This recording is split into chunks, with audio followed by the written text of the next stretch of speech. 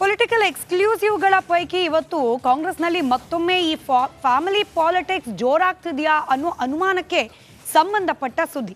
ನಾವು ಲೋಕಸಭಾ ಚುನಾವಣೆಯ ಟಿಕೆಟ್ ಹಂಚಿಕೆ ಸಂದರ್ಭದಲ್ಲಿ ಗಮನಿಸಿದ್ವಿ, ಬಹುತೇಕ ಹಾಲಿ ಸಚಿವರ ಮಕ್ಕಳಿಗೇನೆ ಅಥವಾ ಕುಟುಂಬಸ್ಥರಿಗೆ ಸಂಬಂಧಿಕರಿಗೇನೆ ಟಿಕೆಟ್ ನೀಡಲಾಗಿತ್ತು ಅನ್ನೋದು ದೊಡ್ಡ ಮಟ್ಟದಲ್ಲಿ ಚರ್ಚೆ ಗ್ರಾಸವಾಗಿತ್ತು.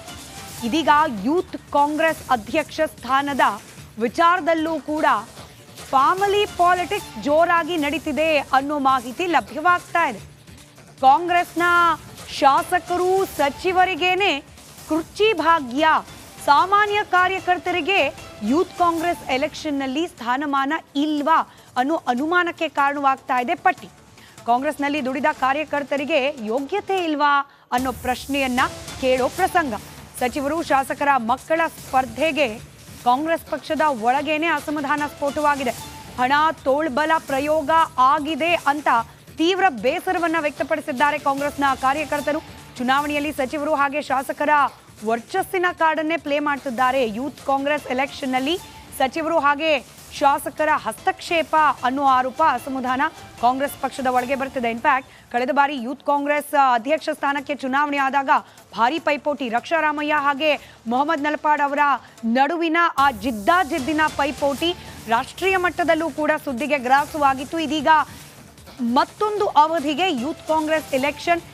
ಈಗ ಆಲ್ರೆಡಿ ಅಸಮಾಧಾನ, ಬರೀ ದೊಡ್ಡವ್ರ ಮಕ್ಕಳಿಗೇನೆ ಪೋಸ್ಟ್ ಕೊಡ್ತಾ ಹೋದ್ರೆ ನಮಗೆ ಯಾವಾಗ ಅನ್ನೋ ಪ್ರಶ್ನೆಯನ್ನ ಕಾಂಗ್ರೆಸ್ ಪಕ್ಷದ ಸಾಮಾನ್ಯ ಕಾರ್ಯಕರ್ತರು ಕೇಳ್ತಾ ಇದ್ದಾರೆ.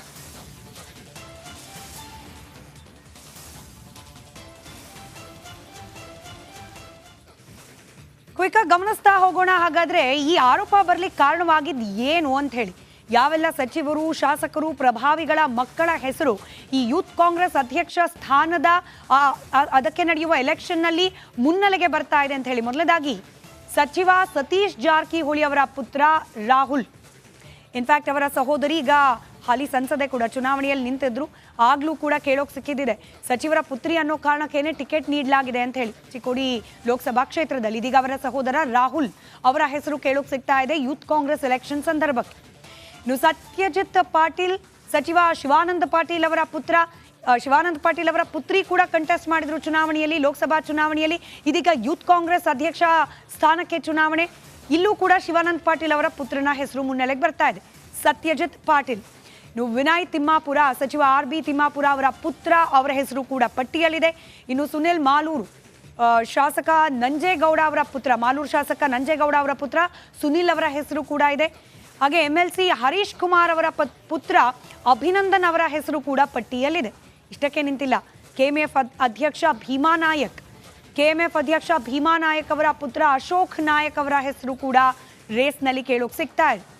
ವಿಧಾನಸಭೆ ಉಪಸಭಾಧ್ಯಕ್ಷರಾದ ರುದ್ರಪ್ಪ ಲಮಾಣಿ ಅವರ ಪುತ್ರ ದರ್ಶನ್ ಅವರ ಹೆಸರು ಕೂಡ ಲಿಸ್ಟ್ನಲ್ಲಿದೆ.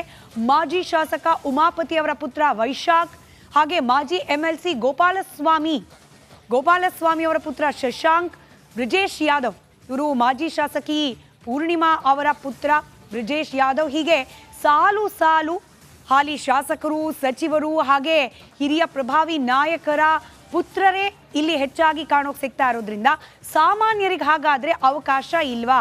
ಸಾಮಾನ್ಯರ ಪರವಾಗಿ ನಿಲ್ಲೋರು ಯಾರು? ಯಾವಾಗ ಪಕ್ಷಕ್ಕೋಸ್ಕರ ಹಗಲು ಇರುಳು ಶ್ರಮಿಸುವ ಕಾರ್ಯಕರ್ತರಿಗೆ ಬೆಲೆ ಸಿಗೋದು, ಸ್ಥಾನಮಾನ ಸಿಗೋದು ಅನ್ನೋ ಪ್ರಶ್ನೆ ಕಾಂಗ್ರೆಸ್ ಪಕ್ಷದ ಒಳಗೆ ಹುಟ್ಕೊಂಡಿದೆ.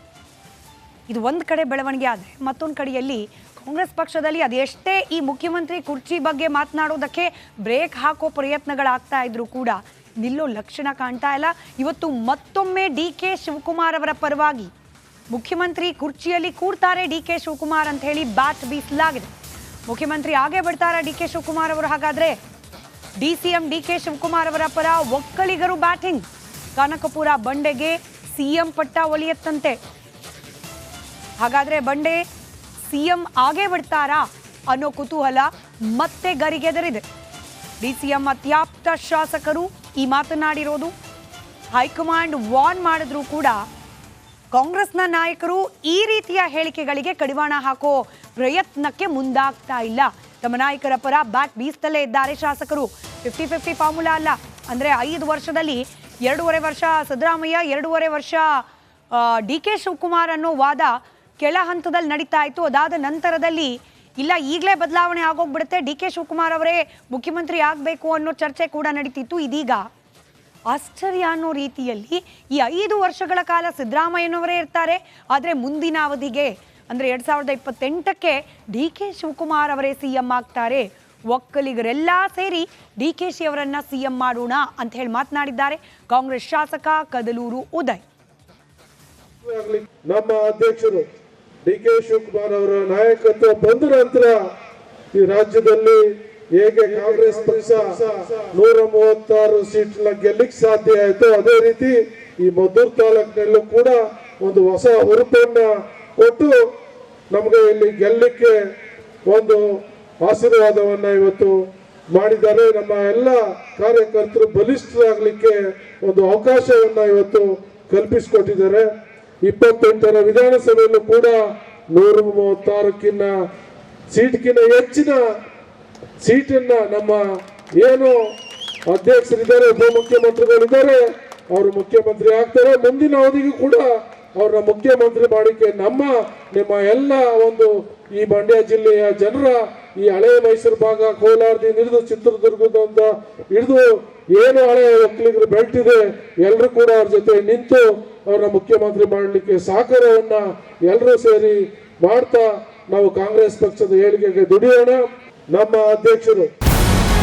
ನಮಸ್ಕಾರ, ಕರ್ನಾಟಕ ಪ್ರೈಮ್ ಟೈಮ್ಗೆ ಸ್ವಾಗತ. ನಾನು ಜಯಪ್ರಕಾಶ್ ಶೆಟ್ಟಿ. ಇಡೀ ಕರ್ನಾಡು ಇವತ್ತು ರೆಬೆಲ್ ಆಗಿ ನಿಂತಿದೆ. ಈ ಹಗರಣಗಳನ್ನು ಸದನದಲ್ಲಿ ಪ್ರಸ್ತಾಪ ಮಾಡಲು ಕೂಡ ಕಾಂಗ್ರೆಸ್ ಹಿಂದೇಟು ಹಾಕಿದ್ದೇಕೆ?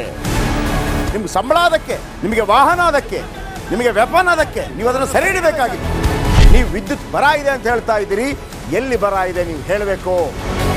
ಪಾಕಿಸ್ತಾನ್ ಆಕ್ಯುಪೈಡ್ ಕಾಶ್ಮೀರ್ ಅದು ಎಂದೆಂದಿಗೂ ನಮ್ಮದು. 40 ಮೆಷಿನ್ಗಳು ತಂದಿತ್ತು ನೋಟ್ ಎಣಿಸುವುದಕ್ಕೆ, ಅದೇ ಹಾಳಾಗಿತ್ತು. ಮಥುರಾದ ಗಲಾಟೆ ಇದೆಯಲ್ಲ, ಅದು ಸ್ಥಳೀಯವಾಗಿ ಕೂತು ಪರಿಹರಿಸಬಹುದಾದಂಥ ಕಾನೂನಿದೆ. ಗ್ಯಾರಂಟಿ ಯೋಜನೆಯಿಂದ ನಷ್ಟ ಆಗಿದೆ, ಲಾಭ ಆಗಿದೆ, ದಯವಿಟ್ಟು ಹೇಳಿ. Dawood Ibrahim most wanted criminal ಯಾವಾಗಾದ ಅಂದರೆ ಇಲ್ಲಿ ತನಕ ಭಾರತ ದೇಶದಲ್ಲಿ ಓರ್ವ ದಲಿತ ಪ್ರಧಾನಿಯಾದಂಥ ಇತಿಹಾಸವೇ ಇಲ್ಲ. ರಿಪಬ್ಲಿಕ್ ವರ್ಲ್ಡ್ ಆಪ್ ಇದು ಕೇವಲ ಅಪ್ಲಿಕೇಶನ್ ಅಲ್ಲ, ಸಮಗ್ರ ಸುದ್ದಿಗಳ ಸಂಪರ್ಕ ಮಾರ್ಗಕ್ಕೆ ಕ್ರಾಂತಿಕಾರಿ ಬದಲಾವಣೆ.